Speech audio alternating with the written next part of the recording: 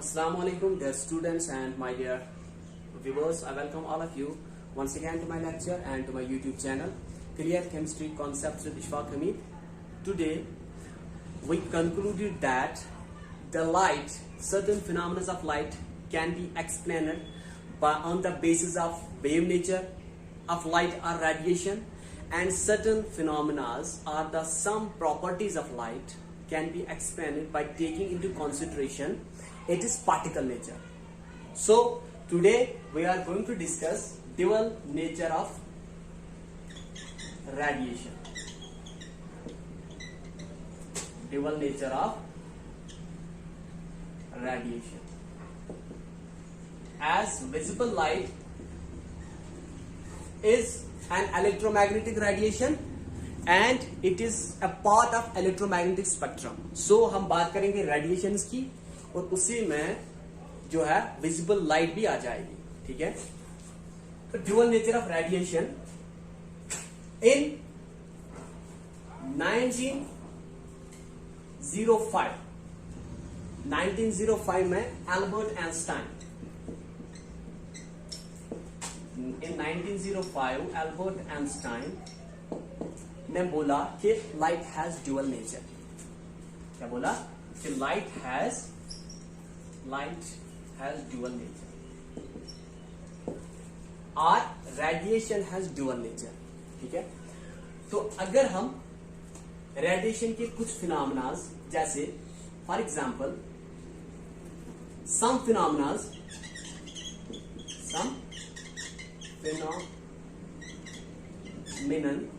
ठीक है, जैसे फॉर एग्जाम्पल उसमें डिफ्रैक्शन, इंटरफेरेंस, ETC, इनको हम एक्सप्लेन करते हैं by on the base of wave nature of radiation.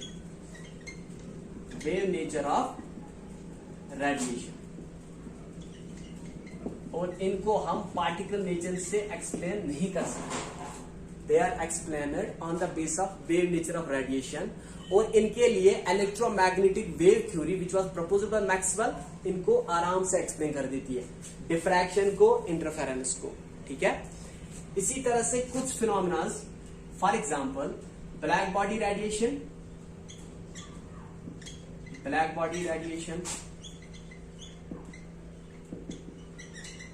या फोटो इलेक्ट्रिक इफेक्ट,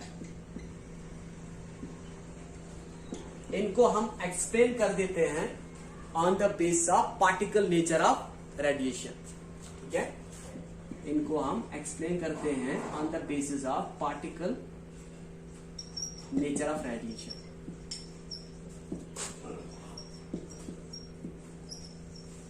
इनको हम वेव नेचर से एक्सप्लेन नहीं कर पाते. ठीक है, और पार्टिकल नेचर ऑफ रेडिएशन को हम दूसरी बात बोलेंगे, इनको हम प्लैंक्स क्वांटम थ्योरी से एक्सप्लेन कर सकते हैं. Planck's quantum theory, they are well explained on the base of Planck's quantum theory. ठीक है, तो अब हम कुछ यहां पे समराइज करते हैं, कंक्लूड करते हैं. ठीक है, तो सबसे पहले कि वो फिनोमेना जहां पे इंटरेक्शन होती है बिटवीन रेडिएशन एंड रेडिएशन, ठीक है, they are explained on the base of wave nature of radiation. ठीक है, वो फिनोमेना जहां पे इंटरेक्शन होती है बिटवीन रेडिएशन एंड रेडिएशन, वो फिनोमेना जहां पे there is interaction between radiation and radiation. For example कौन कौन सा आता है इसमें? डिफ्रैक्शन,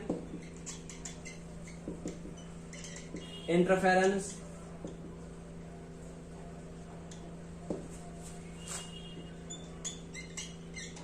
ठीक है, डिफ्रैक्शन, इंटरफेरेंस. ठीक है, they can be explained by on the base of wave nature of light और wave nature of radiation.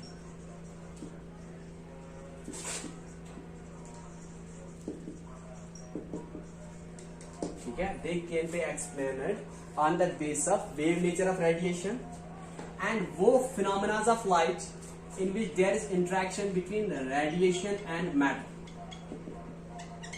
Radiation and matter, वो फिनोमेना ऑफ लाइट के जहां पे इंटरेक्शन होती है between radiation and matter. For example black body radiation and photo electric effect. ठीक है, they can be explained on the base of particle nature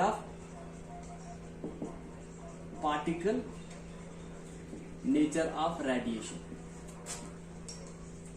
इनको हम पार्टिकल नेचर ऑफ रेडिएशन से एक्सप्लेन कर सकते हैं और we can say by applying Planck's quantum theory से हम इनको एक्सप्लेन कर सकते हैं. ठीक है, और तीसरा जो हमने कंक्लूड किया है दैट इज वो फिनोमेनास जहां पे ना तो रेडिएशन एंड रेडिएशन के बीच में इंटरेक्शन है एंड ना ही रेडिएशन एंड मैटर के बीच में इंटरेक्शन है.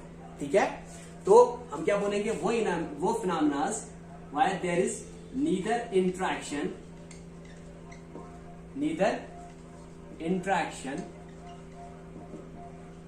between radiation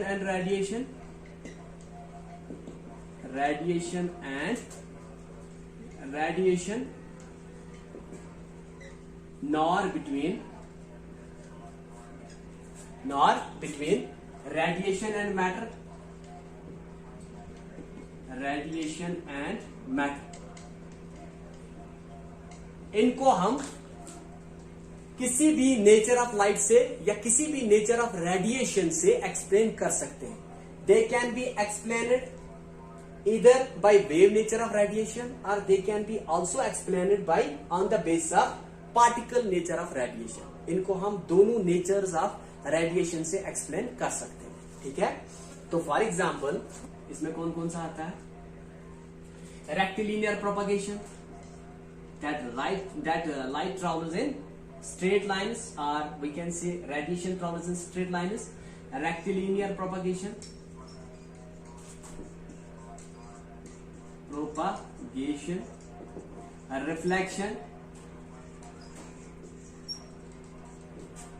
reflection,